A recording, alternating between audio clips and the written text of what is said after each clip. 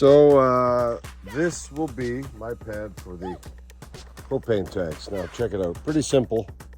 I made it 60 by 30, or sorry, 6 feet by 36.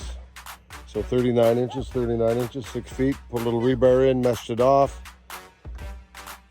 Sorry, I didn't mesh it off. I put rebar in the fucking thing. So this is gonna be a simple slab, 4 inches thick. Here's the other challenge. Hand mixing this, so let's get at it.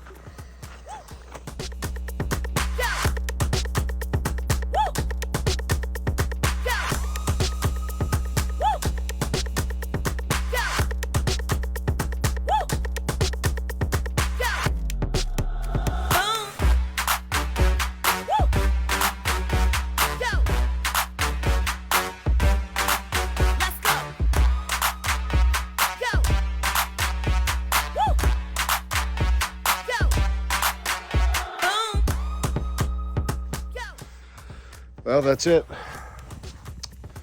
6 foot by 3 foot propane slab, 4 inches thick, reinforced with rebar.